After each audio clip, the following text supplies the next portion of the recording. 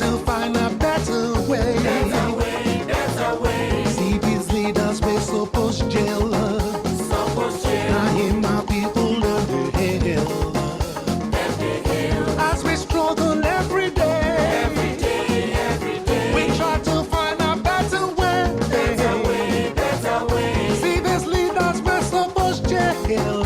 Supposed jail. Now hear my people and the hell. And the hell. And the hell.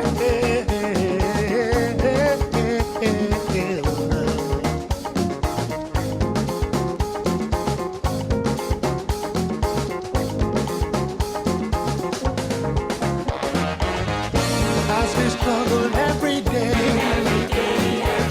we try to find a better way. That's our way, that's our way. See these leaders, we're supposed to Supposed jail. now hear my people and the hell. As we struggle every day, we try to find a better way. See these leaders, we're supposed to now hear my people and the hell.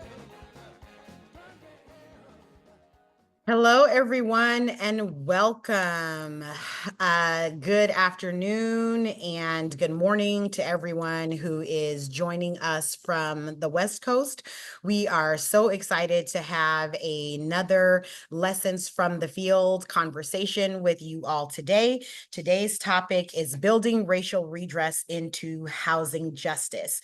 My name is Cashauna Hill, and I am the Executive Director of the Redress Movement, and I'm joining you all from a rainy New Orleans, Louisiana. I'm very excited and honored today to introduce to you our panelists, Andie Byrd, Leslie Goodlow, and Maxwell Ciardullo. I'll share a little bit more about each panelist as they share their remarks with you today. Initially, I'd like to get us started with a little review of the redress movement. Thanks again to all of you for joining us. I know that many of you have been regular attendees of the Lessons from the Field webinar series, but I also know that some of you may be new to this setting as well as to the redress movement. And so the redress movement is a fairly new national nonprofit that was founded in 2022 and works to partner with communities in taking direct action to redress racial segregation.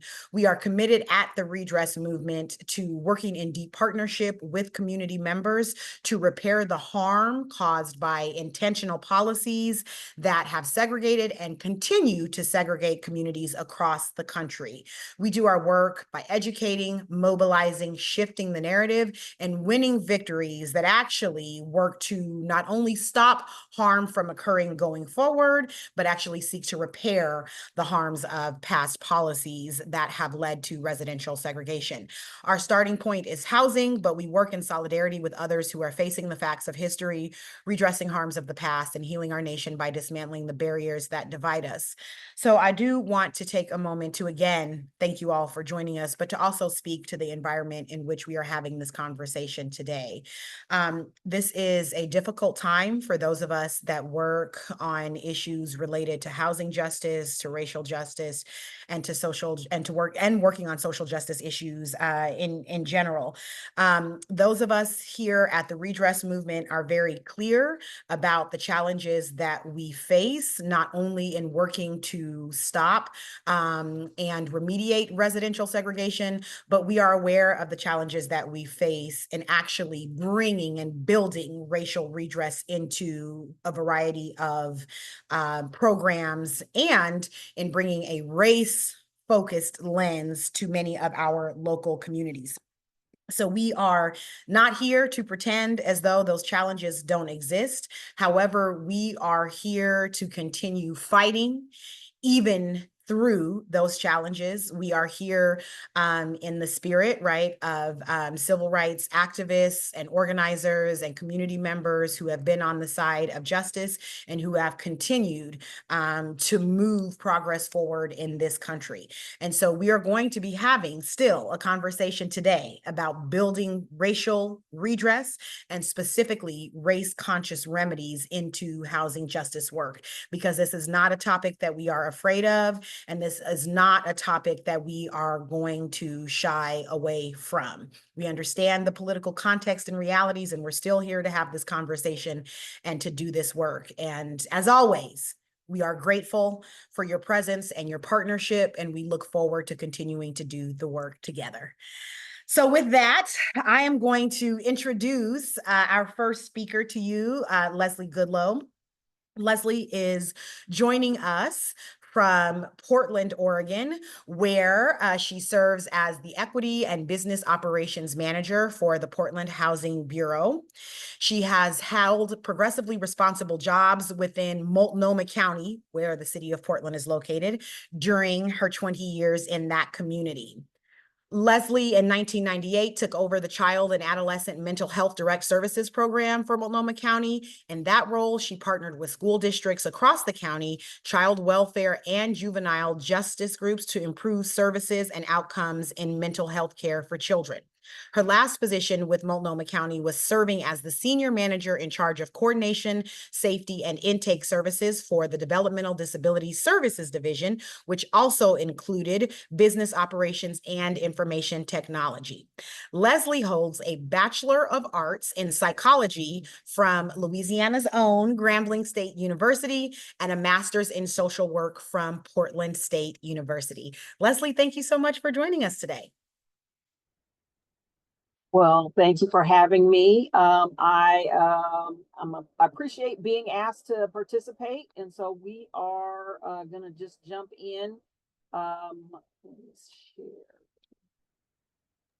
As you're pulling up your slides, Leslie, I do want to remind everyone that we will again have a question and answer session following this conversation. And so if you would please make sure to type any questions that you may have into the Q&A box. If you share them through the chat, we'll also make sure to grab them, but just to keep it simpler for everyone, please do make sure to use the Q&A box, and following everyone's remarks, we will answer questions that you all may have. All right, well, jumping in. So I live in Portland, and I'm going to tell you of the story of the North-Northeast Neighborhood Housing Strategy, which was developed to combat displacement and gentrification of Northeast Portland. So in 2014, the Portland Development Commission, which is the economic office for the city of Portland, planned to sell a piece of land in Northeast Portland to Trader Joe's for like $1,000. And 50 plus Black community leaders met with the mayor regarding the need for housing and not a boutique grocery store on that land that had been promised for housing. The mayor moved about $20 million from PDC out of tax increment financing to the Portland Housing Bureau for affordable housing.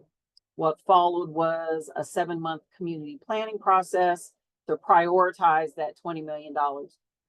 Now, those of us in housing know $20 million doesn't go that far. It went a little farther in 2014 than it does now. And out of that, we developed 4 spending strategies and 2 policy strategies, one of which was our preference policy. In Portland, there were a number of events that created displacement and created the gentrification that is now that has happened in Northeast Portland. In 1948, the Vanport flood. Vanport, Oregon, was the most integrated city in Oregon at the time. They had Black teachers, their sports teams were integrated. And when the flood happened, all of those folks had to leave, and the Black people were forced into Albina. That was really the only neighborhood that Black people were allowed to live in. In 1950, the federal government funded the I-5 freeway, which then split Albina into 2, and again was displacing Black people and forced them tighter and tighter into Albina. We had the Memorial Coliseum, which broke ground in 1959 and opened in 1960. The Central Albina study that basically said that that whole area was blight and that the city needed to do something to remedy that. The Albina Hospital, the Emmanuel Hospital plan, which they were supposed to build housing, had funding from the federal government, and then that funding went away. And so the property that was taken by eminent domain was then left sitting vacant. And then last but certainly not least, the interstate urban renewal area, which is what we call our TIF district. So this just shows basically the study area that we use for the housing plan. This is primarily Northeast Portland. The Albina area is right in here. And then our TIF district is this lighter tan. But we looked at census data from 1970 to 2010. And in that time period, over 15,000 Black people left Northeast Portland. Now, whether they were forced out, whether they left on their own, you know, a lot of people, their homes were taken by eminent domain and they were given very little money, and then they were unable to purchase in other areas. So we know that folks lost a lot of generational wealth by the fact that they could not purchase in other areas due to redlining. So since the housing strategy was developed, we have built or purchased a number of properties. All of these dots represent either homeownership developments or rental developments that have been built or are in process of being built since 2014. We've spent from that initial $20 million, we have expended through December of 2023, 117 million on our strategy. And by the time that we're finished, it will be just about $140 million of TIF and other city resources to combat the displacement. So the first strategy is preventing displacement of current homeowners. And we do that through a home repair program where folks are entitled, they can apply for either a grant up to $10,000 or a loan for up to $40,000. The loans are zero interest and zero payments, and they are forgivable at year 15. We will subordinate if someone wants to refinance due to an emergency, sending their kid to college, if they have some kind of medical situation. So we are intentionally trying not to further traumatize people or create further harm with these loans. And since 2015, we have assisted 956 families with home repair grants and just about 200 families with home repair loans. This slide just shows by race and ethnicity the breakdown of folks that have received those funds. Primarily, we've served with the home repair loan program, Black families and white families equally, and then Latinx, Asian, Native American, African, other, and then folks that declined. And then for the home repair grant programs, it's overwhelmingly Black families that have participated in that program, and those funds are not required to be paid back.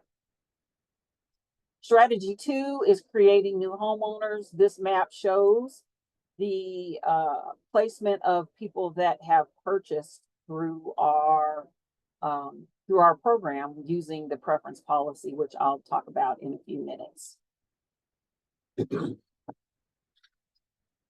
Our homeownership program we use two different methods for creating new homeowners. One is a down payment assistance program.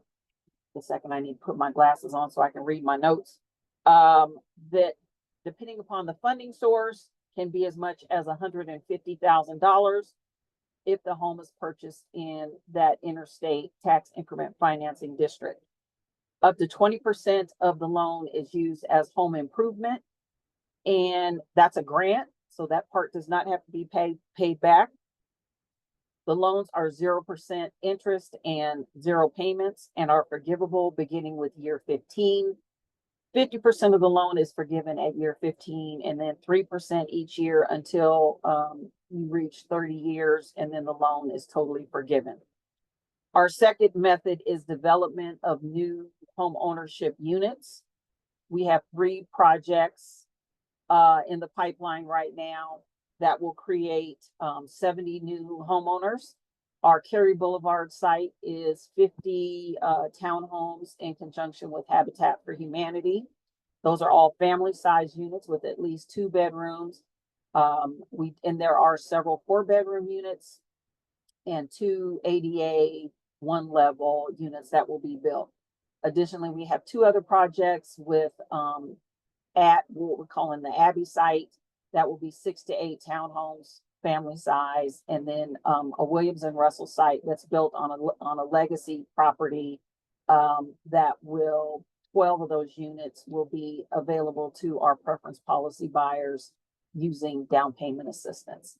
We've set aside $1.8 million for that site for people to purchase. Additionally, we have 560 rental units, most of which are family size 2 and 3 bedroom units across Northeast Portland. And all of these, or most of these units, are subject to our preference policy. We do have units that have project-based Section 8, and we can't put another preference on top of the federal preference for Section 8 vouchers. So we have about 460 of the 560 are subject to the preference policy. So this just shows right now, one of the situations we're dealing with in Portland is our AMI continues to rise. So right now, family of 4, the AMI is $116,000 per year. And the average Black family makes about $48,000 a year. And so we are building units at basically a 60%. We build a 30% and a 60% unit. For the most part, we're finding that Black families are overqualified or over income for a 30% unit, and then they're burdened for a 60% unit. So we are in the process of trying to figure out how to include more subsidy in units that we're building so that the Black families that want to move back into Northeast Portland are able to benefit from the units that we're building. So the preference policy is a policy goal that was developed in conjunction with fair housing attorneys and the community about how to give preference to families that have been displaced or at risk of displacement from Northeast Portland. This policy is designed to give preference to marginalized families that have historic roots in Northeast Portland. It is a point system where you as an individual can get up to 3 points based on an address, and then your parent, grandparent, or guardian, you can get 3 points for an address that they lived in. And so you can get a maximum of 6 points. If you have had a home taken by eminent domain in your family, then that gives you the top priority. So we call those 7-point people, even though technically there's no points. We give preference for families currently in the community as well as those who have already been displaced. It applies to rental and home ownership programs. The preference policy it orders the list. So you get onto the list, you still have to meet the program eligibility, whatever the income guidelines, you have to be able to get a mortgage if you're buying a home. And we primarily serve folks up to 80% AMI. We do have some funding. If somebody wants to purchase a 3-bedroom unit, we can go up to 100% AMI. And PDC, well, now Prosper Portland, partnered with us to provide down payment assistance and home repair dollars for people making 80 to 120% of AMI. So we are able to serve those folks that are just a little above our standard AMI. Since the preference policy began in 2015, we have primarily served African American folks have applied because we know that the area that we chose was primarily where only Black people were really living. See if there was anything else I wanted to tell you about that.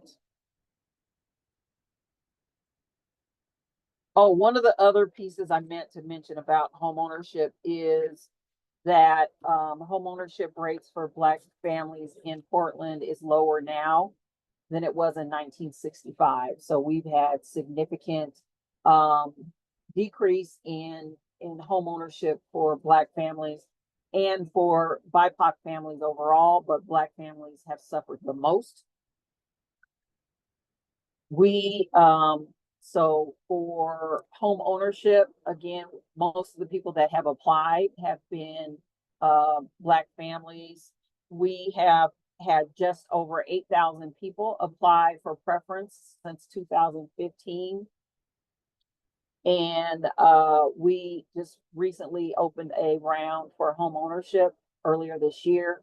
We had over 1,000 families apply for basically 100 opportunities. So those 70 units that I talked about earlier, and then about another 20 to 30 down payment assistance loans that can help somebody purchase on the open market. And that's really the end of my slides. I'm happy to answer questions, or I can wait until everybody else goes. So I appreciate the opportunity to share a little bit about the housing strategy and where we are. We will be celebrating our 10-year anniversary in the spring next year for all of the things that we've accomplished, and just very excited that this continues to move. All of our rental units, just one other piece, are regulated affordable for 99 years, and the preference policy applies for the entire time of their regulation. Thank you so much. Thank you, Leslie. Really appreciate your remarks. We do have some questions. We're going to save those for the end. I think one of them may be a specific follow-up for you, but I think we can address some other things. And so we'll save that for the end. I do just want to kind of underline someone's interest in sort of what's happening in Portland.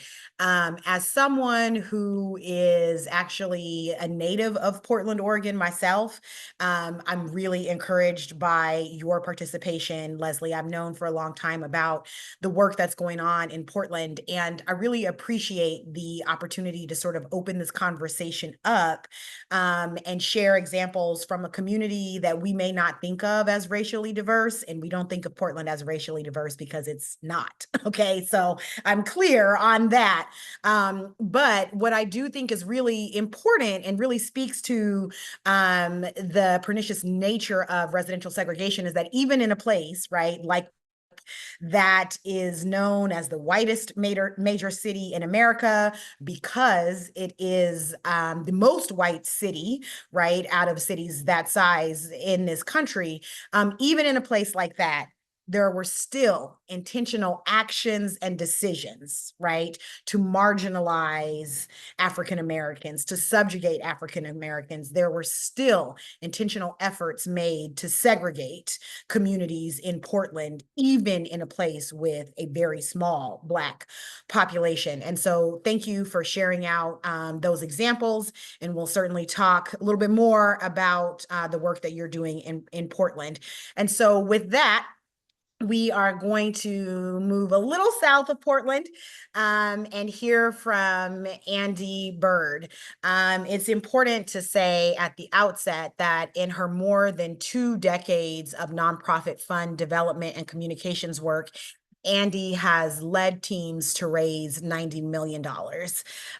Currently in her role as Fund and Organizational Development Senior Advisor at City First Enterprises, Andie focuses on supporting City First Enterprises in strengthening its organizational strategy and culture, and in developing its funding and communications functions.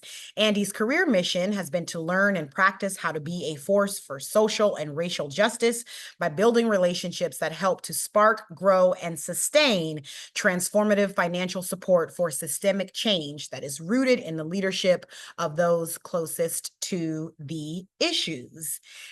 Andie is a graduate with honors of Harvard College and previously led development and communications at Southern California Grantmakers, the regional association for philanthropy, where more than 300 foundations, companies, and government funders come together. Thanks for joining us today. My pleasure. Thank you so much. Great to be here. And thank you for the gracious intro, Cashauna. I do want to say that one of the things that I am not is an expert in our Homes by City First Enterprises project that I'm here to talk about today, because the folks who do that work day to day are doing the work day to day. So they sent me, and I'm going to do my best to represent. I might be a little bit, less detailed than, say, Leslie when it comes to the Q&A. But as I say, I will do what I can, coming into this from having spent a big chunk of my career at economic development organizations writ large, including at an asset building microfinance organization that helped low-wage workers become homeowners. But I will say that my organizations and myself, when I was with them, did not really have a social or racial justice analysis that we were bringing to the work. So I am very much on a learning journey here myself, and honored to be able to share about Homes by CFE. So I'm going to go ahead and share my screen and get things set up here. Share that and do my deck and flip things around. Alrighty. And you should be seeing my my intro slide now, yeah? We good? All right. So, okay, so we're already all introduced. And I'm going to go ahead and talk about what is Homes by CFE. So first, technically, it is City First Homes doing business as Homes by CFE. It is a subsidiary of our parent organization, City First Enterprises. City First Enterprises is a CDFI, Community Development Financial Institution, as certified by the U.S. Treasury, and we specialize in flexible lending for affordable housing, commercial real estate, small businesses, nonprofits, and increasingly for clean energy, for a clean energy transition. Homes by CFE is a separate subsidiary organization, also a CDFI in its own right.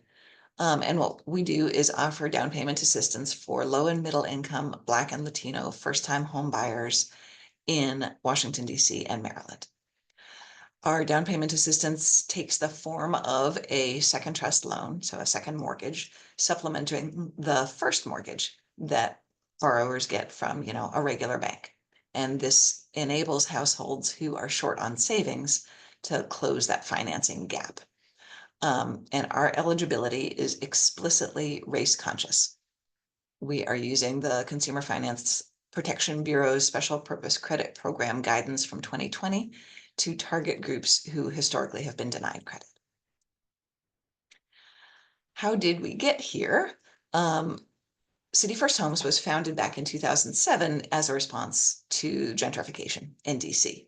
And at that time, for the next few years, we operated a shared appreciation down payment assistance program, which did help more than 100 low and middle income families purchase homes in DC.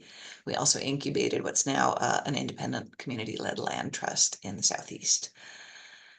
We were looking around for what was going to come next. We found that those interventions were not giving us the sort of targeted results on marginalized folks that we were looking for.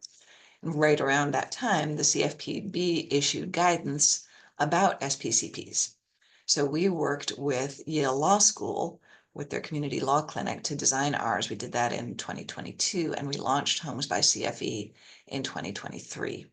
Since then, we've had 27 families achieve first-time home ownership. Our goal is to nearly quadruple that by the end of 2026. So that said, I am going to pause for a sec in the wake of last week's election, because, you know, I just said three things. I said that we're explicitly race conscious. We're using guidance by the CFPB, and that guidance is from 2020. And, you know, as Cashauna said, we all know that the context in which we're operating has changed a lot. You know, it's changed already, it's going to change more. But here's the thing, we are operating not just in accordance with justice, we are operating within the law. And so we're not going to do any fear-based thing about self-censoring or complying in advance of anything that might happen. And I'm going to take off my official CFE hat and speak from a really personal place for a sec about how we approach this question of taking risk in our work. Because really, like, I feel like some of you might be having this question about, like, should I just like tune out for the next 10 or 15 minutes? That is like, obviously that's super risky and we're not going to be able to do that anymore. And so I want to start off by reminding all of us, and especially my fellow white folks, that we can decide to take risks for justice, right? The idea that something is risky does not mean that we automatically shouldn't do it. And oftentimes for those of us whose skin color and baseline level of financial security and other lived experiences are like mine, aka people who tend to have more power and privilege in our organizations, we need to ask ourselves the question, if we don't take a risk when it's a matter of justice, who are we assigning that risk to? Right? Because the risk is still there. It doesn't go away. It's just a question of who has to live with it. If we don't explicitly confront the reality of racial injustice in mortgage lending, guess who still has to confront it? It's the same people who always have, right? It's the same Black and brown families who for generations have been denied access to the financial system in like every possible way. So if we are sitting within our organizations and we're having conversations about choosing the safer course, it really now is a time to make sure that we're asking safer for whom. Because we have responsibilities to our organizations. We have, you know, oops, I think I just lost my place in my enthusiasm. All right. We have, you know, we have our boards, we have our legal advisors, some of you are from government agencies and you don't have a lot of flexibility. Cool. There's lots of voices telling us to be careful, especially now. And I'm not saying that we should break any laws. I'm just saying that if we personally are not used to that sense of risk, that like worry that we might be targeted, then we need to recognize why we've been shielded from it. And then we need to consider, is now the time that I can take on my rightful share of risk in this system as it currently exists. Okay, I'm gonna get my CFE hat. I'm gonna put it back on. And I hope that's a useful frame to keep in mind as we go on to the technical underpinnings. What is an SPCP? So it's a carve out inside the 1974 Equal Credit Opportunity Act. In this federal law, there's specifications that allow lenders to design and implement SPCPs to extend credit to a class of persons who would otherwise be denied credit or would receive it on less favorable terms under certain conditions, blah, blah, blah, fine print. FYI, we're in like that second sub-bullet. CFE is any credit assistance program offered by a not-for-profit organization for the benefit of an economically disadvantaged class of persons.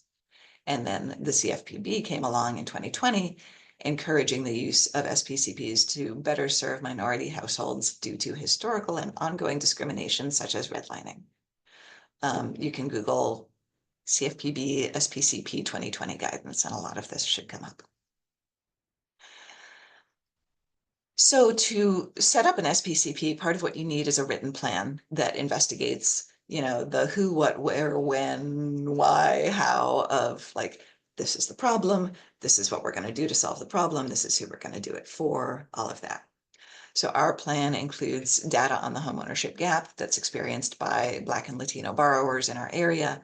Through the process of creating this written plan, we determined that the savings gap and the resulting lack of down payment and closing costs was the most significant barrier to Black and Latino homeownership in our area. And we found that the amount that each borrower needed was substantially more than the 3 to 10% down payment that was required just to get the mortgage. So like they could get the mortgage, but there was still this gap to actually complete the purchase. And by the numbers, these are the kind of stats that we used for our written plan. We looked at census data showing that DC and Maryland have one of the nation's highest levels of income inequality and that it's strongly correlated with race and ethnicity. So if you look at DC's low, very low, or extremely low income census tracts, 94% of those tracts are predominantly Black or Hispanic, whereas if you look at the high income census tracts, 88% of those are predominantly white. There's also data showing a clear racial homeownership gap. Like in Maryland, it's pretty strong. There's 76% of white households who own homes, only 52% and 55% for Black and Latino households, respectively.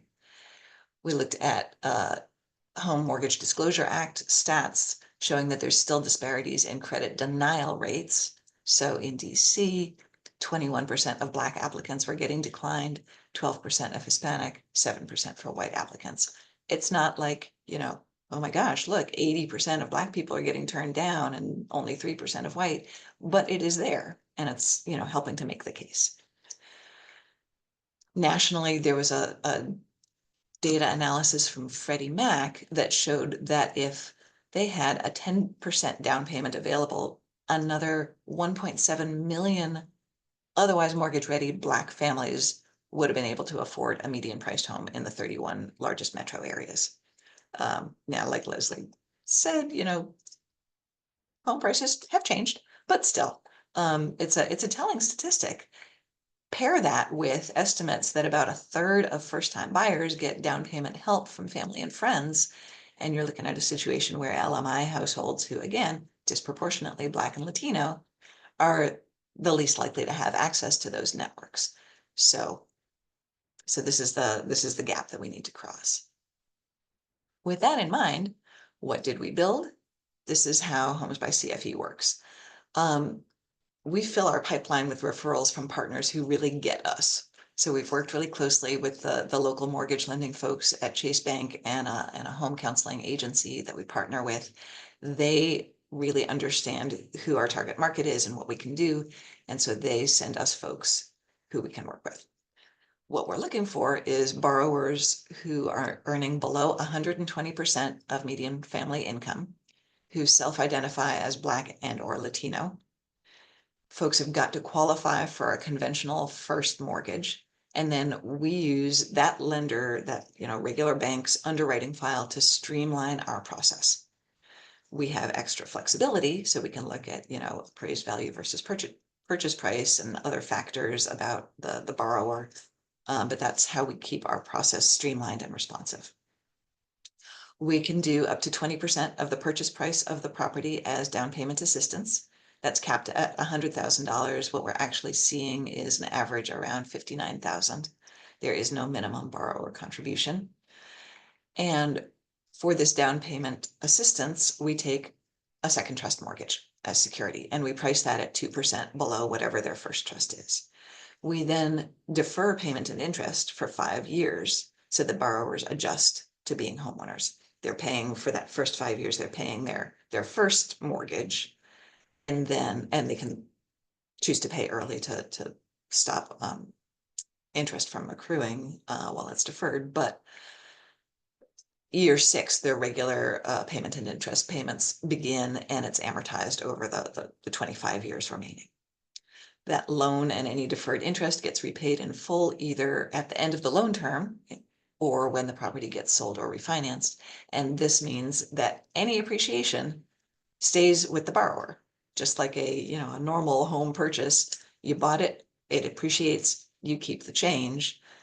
This is one of the primary drivers of wealth building in our nation. And so this is our strategy to help close the racial wealth gap. So far, like I said, we have seen 27 first-time borrowers purchase their homes since 2023. Our median borrower had a credit score of 690, which is quite good, but they had less than $5,000 in assets at closing. So again, like mortgage ready, cash poor. 78% of our borrowers identify as Black, 26% as Latino. Yes, this means some of them are both. 78% purchased homes within 10 miles from where they previously lived. And that they actually had a median distance of 5.2 miles. So we're excited that this indicates that they are actually staying where they have roots, and we're preventing displacement. And I won't go into her story, but if you want, you could check out Ms. Rashawn Godwin, who is one of our first-time home buyers, and go to homesbycfe.org and scroll down and you'll find her story. She's wonderful. Looking ahead, we have a goal to work with 100 families by the end of 2026. Like I said, raising capital, clearly our biggest constraint. With that 5-year forbearance period, it's really challenging to get through that. Once we hit that mark where people are starting to repay, we'll be able to send that cash out again. We'll get a nice cycle going. But this is what we have to get through first. So we are exploring ways to deploy debt for capital. We're getting grants in, and we're using that for our lending pool. But maybe we can get some patient capital that we can lend out, and then wait until the repayments start to put that back to our lender. Looking beyond the direct impact, though, of these 100 families that we're hoping to serve, we do have a goal to uplift the model, and that doesn't change in this election environment. It's important to disprove the pernicious belief that mortgage lending to LMI people is somehow riskier, because we fully expect to see that that our borrowers are repaying at the same or better rates than the general market. Yeah, so I think that's where I will leave this, pending any questions. I with this beyond direct impact goal in mind to uplift the model, I want to thank you for the chance to do that. It's been great to be able to be here and share Homes by CFE with you. And any more info on our website. Thanks so much. Thank you so much, Andie. I do want to ask that everyone please continue to post those questions that you may have in the Q&A box. We did have a few more come in, and we will get to that portion of the program right after we hear remarks from Maxwell Ciardullo. Maxwell serves as the Director of Research for the Redress movement and is joining you all also from New Orleans and right down the street from me, in fact. Prior to joining the Redress movement, Maxwell, who is a housing justice policy and research expert, spent nearly a decade working with me at the Louisiana Fair Housing Action Center, where he primarily served as Director of Policy and Communications. At Louisiana Fair Housing, Maxwell led campaigns to pass an inclusionary zoning ordinance, a right to counsel, an eviction court ordinance, and a rental registry ordinance, as well as helping to research, draft, and edit the City of New Orleans Assessment of Fair Housing Plan, which was the first plan of its kind submitted under the Obama-era affirmatively furthering fair housing rule. Maxwell has worked on housing justice issues in New Orleans for over a decade and initially came to the city in 2012 as a healthcare access policy fellow with the New Orleans Health Department as part of the White House Strong Cities, Strong Communities initiative.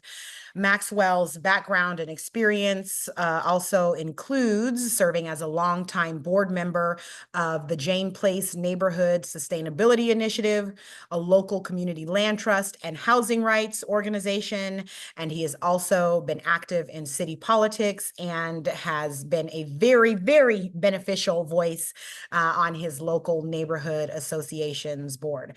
Maxwell holds a master's degree in regional planning from the University of Massachusetts Amherst and an undergraduate degree from the University of Illinois Champaign-Urbana. Maxwell, thank you also for being here today. Please take it away. Thank you, Cashauna, for the generous introduction. And hi, everyone. I have a few slides, but I'm just going to jump to them briefly. I actually really like to see people's faces, so you're going to see mine, whether you like it or not. So I'll just start by saying we're really excited to highlight the work in Portland that Leslie is doing and that Homes by CFE and Andie are doing, because we think of them as model redress programs. That's obviously why we asked them. And from our perspective, they're the kind of things that we want to see set up in every city, certainly the ones that we're organizing in, but really every city.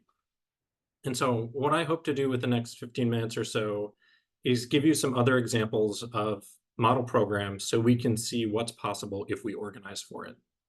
And the largest and most ambitious example is the Washington State Covenant Homeownership Program. Some of you may have heard of this, but it combines elements of both of the programs that we've heard about today. It's both government run at the state level, and eligibility is based on exposure to past discriminatory policies, but it's also a special purpose credit program designed to address the racial homeownership and wealth gap. And thank you, Sumner, for dropping the link in the chat. You can see there's more information there for anyone who's interested. I'm going to tell you a little bit more now, though. So it was passed by the Washington State Legislature in 2023 and designed to set up this special purpose credit program through the state's housing finance agency, which will then make interest-free down payment loans to first-time home buyers. And like a lot of the programs that y'all are talking about, it also has an income cap at 100% of the area median income. But it will specifically make those loans to people who were excluded from homeownership by racially restrictive covenants and who lived in the state of Washington prior to the Fair Housing Act in 1960, when its passage in 1968, or who were descended from someone who lived in the state prior to that time. So similar to Portland in the way that they're structuring eligibility. And they're funding it through a $100 covenant homeownership recording fee that's going to apply to all real estate transactions going forward. So I think that's a really important connection here. The past discrimination was enforced through the deed to the home. And so now they're using the recording of those deeds to fund repair moving forward. And they expect roughly $100 million will be generated every year from that recording fee. So not chump change. And it will be available for loans each year, which by one estimate means 2,000 to 3,000 loans per year of about $30,000 to $50,000. So really significant amount of money that we're talking about. And the legislation required a special research report to determine eligibility for the program, which I think was really smart, right? They didn't try and hammer this all out in a legislative committee. They actually delegated it to experts who had time to do the research. And so the people that the state contracted with to do that was the National Fair Housing Alliance. And they wrote a report. And their report found that African-American, Latino, and Native Americans in particular faced ongoing many layered levels of discrimination when, just in access to land and owning property, but then in purchasing a home. And other sort of racial and religious groups were excluded as well through the use of racially restrictive covenants. It also found that the state and local governments played a part in upholding and enforcing those covenants. So the state obviously has a responsibility to redress this harm as well. We, I think often think about the federal government's role in creating the segregated living patterns we know today, but state and local governments were complicit in this as well. And so Washington State is saying, we're going to take our responsibility for the part we played. And just as an example of some of the ways that they thought about this, they're talking about, at the time, the state licensed real estate agents, and they knew that those real estate agents belonged to groups with explicitly racist bylaws. And they still chose to license those real estate agents and send them on their way and say, we're cool, you go ahead and be racist. The state courts refused to stop discrimination before 1968. So there were state court decisions that were enforced that upheld discriminatory laws. And then also there were state chartered banks that perpetuated redlining. So those are just some of the things that they called out.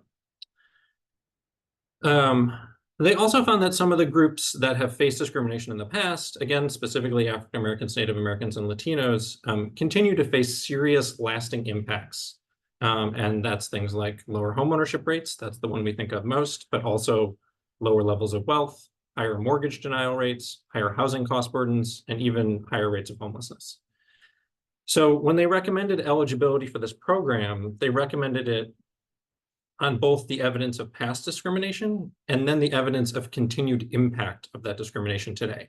And so that means that the program doesn't currently include some groups like Jews or Japanese Americans because they couldn't find evidence that those groups continue to face ongoing discrimination. So as an example, Japanese Americans in Washington state actually have a higher homeownership rates than whites. So there isn't a gap there. They did leave open the possibility that if evidence emerges showing those disparities with those other groups, then they could be added in.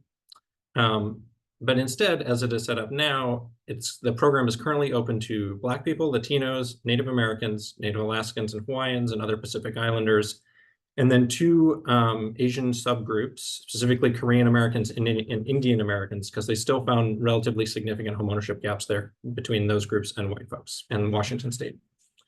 And then the next step of the report is that in addition to just showing that this discrimination existed and had long-lasting effects, the report also asked whether the disparities could be remedied with a larger, essentially without using a special purpose credit program that is race conscious. Could you just make a large investment in the existing income-based homeownership programs and accomplish the same thing? Right, and this is, we talk about sort of the legal risk and things, and Andie, I really appreciate the framing that you laid out there. I think, yes, we're working on we're on the same page there. But still, you do as much as you can to protect yourself, and then you just move forward. And so in order to sort of assess that risk, they took the second step of comparing it to what it would look like if we just use income-based programs. What if you just took $100 million and slated it for the race neutral programs? And so I'm going to share my screen here and show you what that looks like. Excuse me.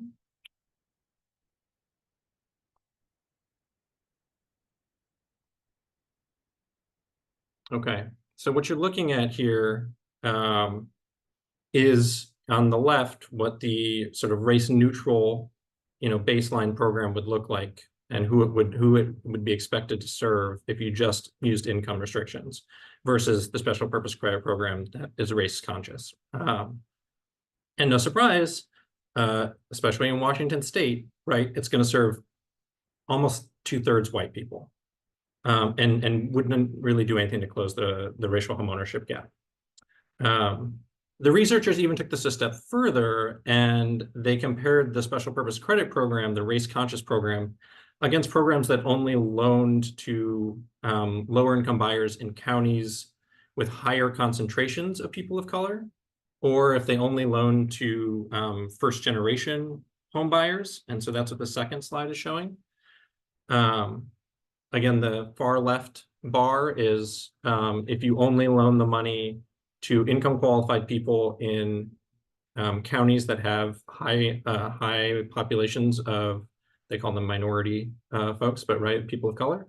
The second bar is if you were to do it based on first generation home buyers, and the third bar is the special purpose credit program. And again, you can see the only option that actually gets us to the place of really closing the gap is the third one that is race conscious. So I'm going to stop this for a second.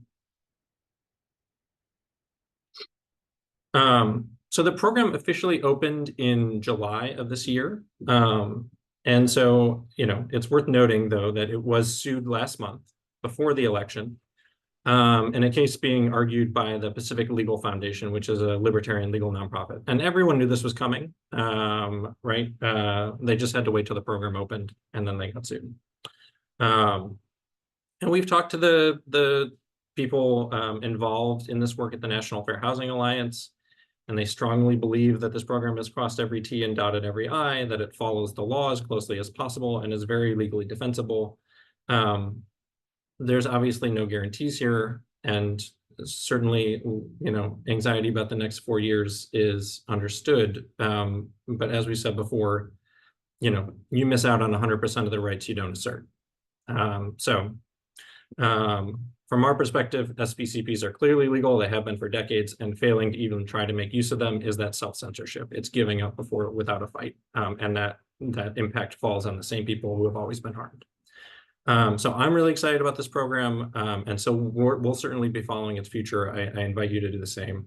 The next one I want to talk about, the next example I want to talk about is another special purpose credit program, and it's run in California by the Neighborhood Partnership Housing Services, and it's in conjunction with the California Association of Realtors. And so MPHS is similar to Homes by CFE in that it is a CDFI, Consumer Development Financial Institution. And it's a San Bernardino-based nonprofit. And they were approached by the realtors, the California Association of Realtors, about setting up a special purpose credit program to provide closing cost assistance to first-time home buyers, and that was in 2021. The program is currently open to home buyers who identify as people of color, people with disabilities, or members of the LGBTQ community. And what I'm highlighting it, what's so unique about it is that a private group that was directly participated in discrimination and segregation actually acknowledged their role in it and is now contributing funds to redress the harm. And in this case, the California Association of Realtors actually tax an additional amount onto its dues to its members, and then uses that money, about $1 million a year, to fund this program, which allows for about 100 grants a year of roughly 10K each to help people with closing costs. And that's, it could probably be more, but it's a really good start. And it's also really great that the Realtors Association there actively sought this out. But I think what I take away from it, especially at the redress movement, where our goal is to organize for this, to create redress, is that strong redress focused organizing groups could run campaigns to pressure other local or state-based associations of realtors or appraisers or other folks who participated and profited off of segregation to make similar contributions and set up similar funds, right? This is the sort of thing that can be replicated. And I think that's a really interesting model for those of us with an organizing lens to look towards. And so then I also want to talk for a minute about some variations on the preference policy that Leslie outlined for us in Portland. I think the variations depend on whether cities are trying to serve home buyers or renters, and whether they're trying to address historic segregation or recent gentrification. I think Portland has one of the most thoughtful and comprehensive programs, but I want to give you a sense of what some of the other ones look like and some potential pitfalls also. So I'll start with, there are two programs, one that was run recently in Denver. They ran it with American ARPA money, American Rescue Plan Act money. And so it's, it sort of ran through that money and needs more funding before it can start back up again. And then another one in Louisville. And they both serve home buyers and base their preference on having lived in a formerly redlined area or having a relative who did. So somewhat similar, except they're basing it on redlining boundaries specifically. And both programs offer a forgivable loan to the home buyers, though Denver allows them to purchase anywhere in the metro area, including outside the city, which seems like a good policy to me because it means that home buyers of color have the opportunity to purchase in what might be, majority white suburbs that would otherwise be prevented and segregated from. The Louisville program, on the other hand, requires buyers to purchase their home in a previously redlined area as well, which may actually perpetuate segregation. So that's not necessarily something we would recommend. I think we'd also caution a little bit against programs linking their preferences directly to some of the redlining maps, the ones that are most commonly known. And this, I'm going to share screen again just to show you what I'm talking about. So, oops, excuse me. Right, this is the Denver redlining map that most people are familiar with. And there are, I think, 230 something cities that have maps like this that were drawn up in the 30s by the Homeowners Loan Corporation. They aren't actually the maps, though, that the federal government used to decide where to issue loans and where not to. There was a separate set of maps based on the same racist principles, but created by the Federal Housing Administration, the FHA. And they did use those to issue mortgages. Unfortunately, most of those maps didn't survive, so we don't have access to them, which is why you're familiar with these. And so instead of using the Hulk maps, these ones, the Homeowners Loan Corporation maps, I think there are other sort of slightly more defensible ways to base a program on historical discrimination, right? Obviously, like Portland, if you link it to urban renewal and highway displacement, that makes a lot of sense. You could also do the same thing that Washington State is doing it and linking it to people who are excluded from racially restrictive covenants. That is certainly something that the FHA required in almost every loan that they issued to developers or homeowners before the Fair Housing Act. So there are other opportunities to do geographically based sort of, race conscious, at least, programs like this without using the Hulk maps. And so I just want to sort of share that one piece.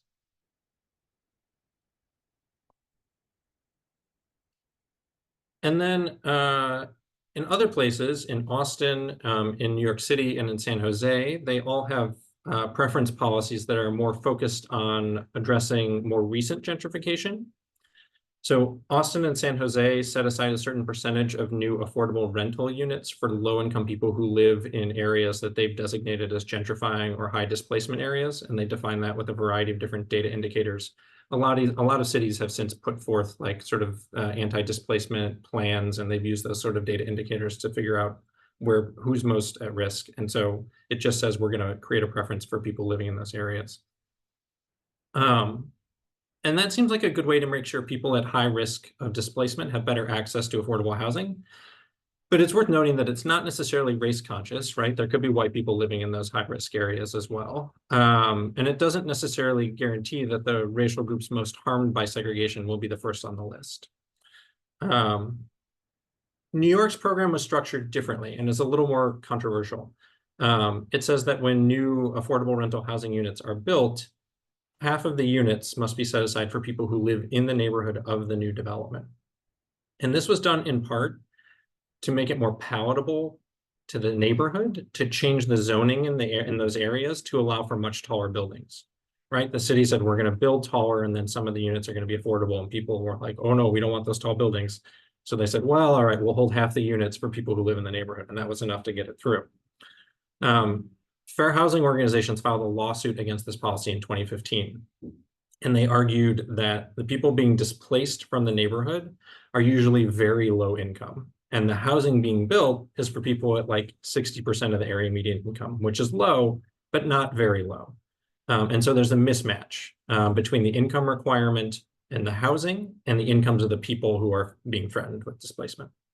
And the result is more gentrification, and eventually the neighborhood gets wider and resegregates. And this year, New York City actually agreed to a settlement that phases out these set-asides over the next decade. So I would sort of caution people against going that route unless they've sort of done their homework and really made sure that it doesn't create a disparate impact. And that is what brings me to the last two programs I'll talk about, which is San Francisco and Seattle. Both have programs specifically for affordable rental housing, and they look at both historical displacement and more recent gentrification. And in San Francisco, you get a top preference if you or your descendants were displaced by urban renewal, so similar to Portland. But you also get some preference if you were displaced by fire, illegal evictions, or the affordability restrictions on your unit expired and it became market rate. And then lastly, you get some preference if you live close to the new affordable development. So that's similar to New York. But unlike New York, they actually did a study to examine whether this would have a disparate impact on people of color and found that it didn't. And that is really the important part, right? I think, you know, both Andie and Leslie sort of showed us the data on how the program is working and who they're serving. And that's really what matters. If you can show that it works, then it makes sense. Seattle is more of a voluntary program, which means that it's not mandated, but developers can opt into reserving some of those units for people who are in high displacement areas. And I think from Redress's perspective, we're most interested in programs like Portland's that are focused on redressing past harms like urban renewal and highway displacement and mortgage lending discrimination. And that isn't intended to discount the harm of more recent gentrification and displacement, but I think in neighborhoods where this is currently occurring, what's most important is actually getting as many affordable units into those neighborhoods as possible through campaigns and policies that dedicate public land to affordable housing in those neighborhoods, or give preference to developers willing to build affordable housing in those neighborhoods. And then those new units can be paired with a preference program like Portland's, which seems like it would be more successful at reaching the groups of people who still face the sort of lingering impacts of segregation than a preference program that just relies on displacement risk. Again, though, that's something that more research could certainly help to clarify, and it may be different in different cities. So these are sorts of things that, you know, we're going to keep looking into, and you know, we'll continue to share out as we learn more. And that is actually, I'll close on this, which is that I think that is really part of the role that the research department here at the Redress Movement intends to play. Is we want to be a resource to people who are doing this work and share out programs that are working and models that are working. And one of the things that we created this year is a redress toolbox, a redress policy and campaign toolbox that sort of catalogs some of those different kinds of programs. And I'm going to share that real quick here.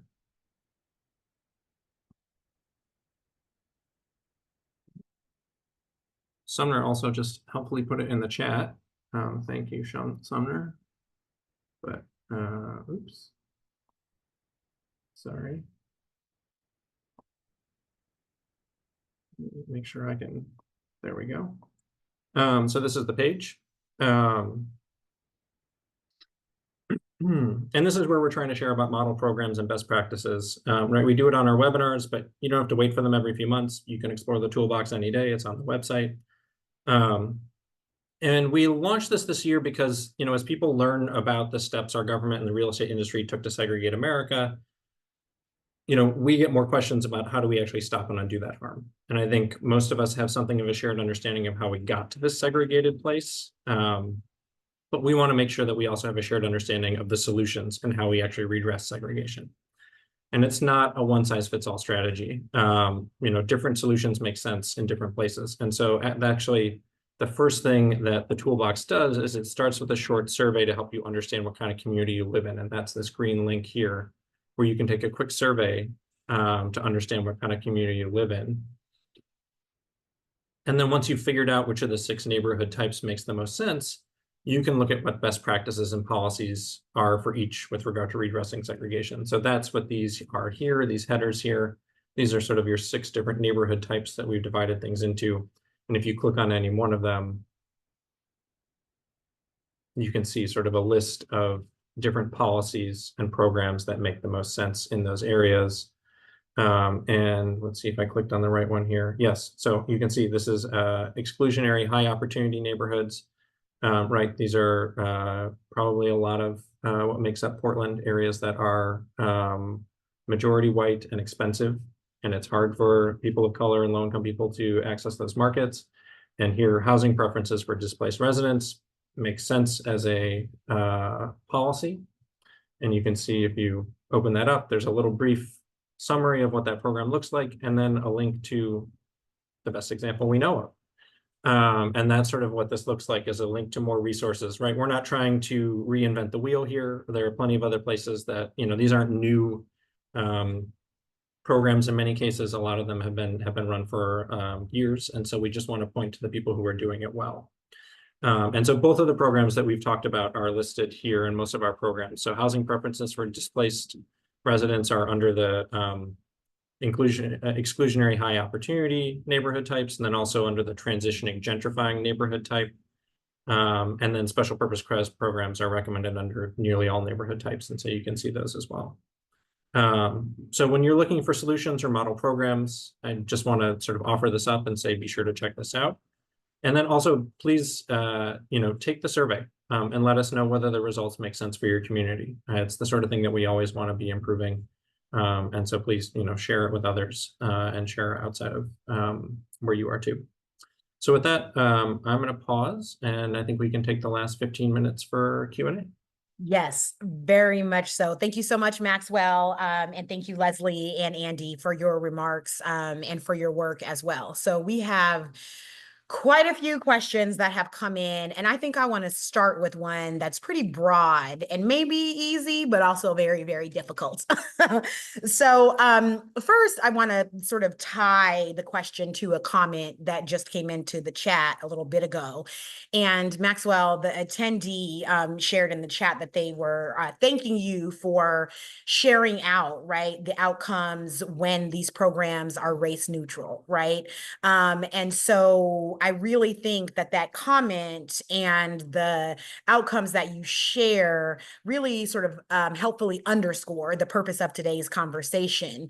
And what we know is that these race neutral programs are certainly out there, right? And many of them may be intended to be beneficial to communities of color, but don't necessarily have, right, that impact. And so from the redress movement's perspective, it's critically important, right, to design these programs in a way that is actually race conscious.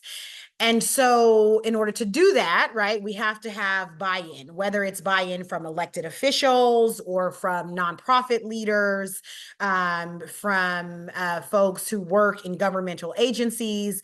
We have to have buy-in, right? And to do the work of redress, we have to have buy-in within larger communities, right? And so I'd like to pose the question about how we bring white people to the work of redress. Now, we're not going to spend the entire Q&A portion on this topic, but I do want to raise that question. Leslie had some specific input around the ways in which their program is designed on the basis of geography and not necessarily race that I will let Leslie share. But then Andie and Maxwell, if there's anything that you'd like to share out in terms of bringing white people in a larger sense to the work of redress, would love to hear those comments. But Leslie, we'll start with you in terms of program design in Portland. Thank you for the question. We, because of fair housing, even though decisions were made that adversely impacted Black and brown people, the laws in place now don't allow you to specifically do things to help Black people in a way that could potentially be seen as discriminatory against other groups and specifically against white people. So when we created the preference for Northeast Portland, it was intentional to pick a geography that we knew had been populated primarily by Black and brown people, and that the preference would be geared towards those folks, even if it's a geographically based preference, not a race-based preference. And so overall, we have seen way more Black and brown people be assisted through our programs than any other race or ethnicity. Mm-hmm. And a couple of questions about how do you combat NIMBYism and, the things with how did you get white people to agree to this? Fortunately for us, there's quite a bit of white guilt in Portland that we've been able to take advantage of. The mayor at the time that we started this and Commissioner Saltzman, who was the housing commissioner, were both very committed to addressing the city actions that had created the displacement and the gentrification in Northeast Portland. And so they were very public about it. They were an all of city council at the time, and over the course of the last 10 years, every mayor, every housing commissioner has supported, and they've all been white, have supported the progress and the development of the units that we've built, and of us expanding the preference policy. We are currently looking at whether or not we could do other preferences in other parts of town where people have been displaced, or where we can use the current preference policy for Black people in other parts of town where they've been displaced to, and now they're at risk of being displaced again because of new transportation projects or other infrastructure items that are happening. We have the I-5 Rose Quarter project that we're working with Oregon Department of Transportation to put covers over part of I-5 that will create additional acreage for the Black community to be able to develop either economic opportunities, additional housing. It's going to be reconnecting the neighborhood. We got a reconnecting grant from the feds, and work along with working with Albina Vision Trust, who are raising money to redevelop much of Lower Albina that was taken due to the Coliseum and I-5, and the school district building is there. And so a number of projects that are occurring across North and Northeast Portland. Now, we've not had the issues of NIMBYism so much in Northeast Portland.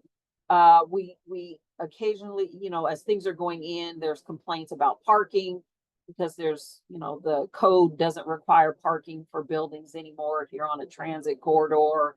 And of course, the increased noise, that kind of stuff. So when buildings first go in, we had to deal with some problems, but overall, they've been very well received. And in other parts of town, we experience way more NIMBYism than in Northeast Portland. And I'll let them jump in because I know we've got short time. Thanks, Leslie. Before we move on, I would just add a little bit of nuance in that from our perspective, right, there are laws that allow for specifically race-conscious remedies to be implemented, in particular, the Equal Credit Opportunity Act, which does justify the use of special purpose credit programs, right, to remedy some of this past discriminatory policy that we're talking about.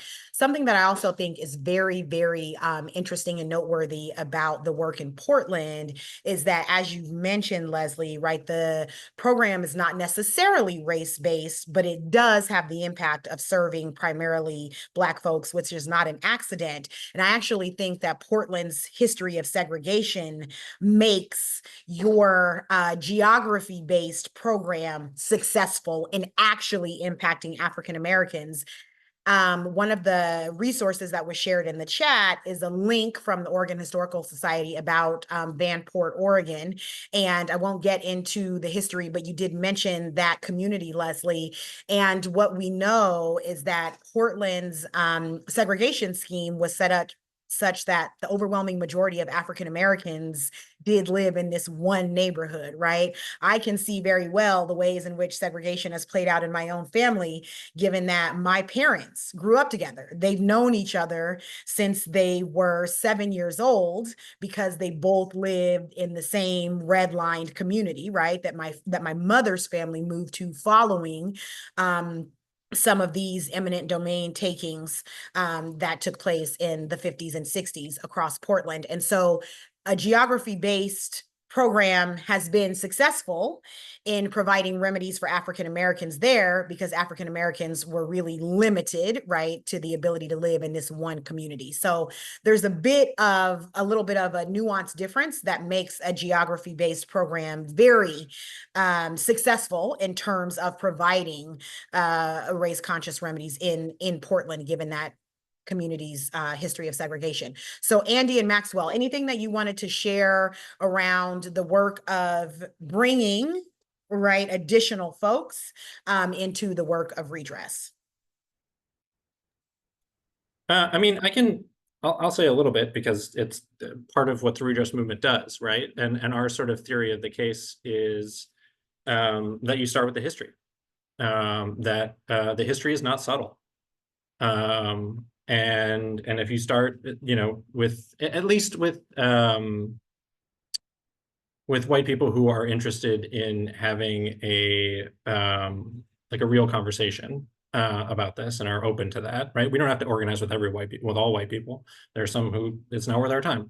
But for those who are interested in having a real good faith conversation about this, you start with the very unsubtle, deeply racist history, and it's pretty easy to draw that thread and say, here's how people were denied mortgages, could not purchase homes, did not have access to all the same things that white people did. And it's no surprise that they now have lower homeownership rates, lower wealth, lower everything else.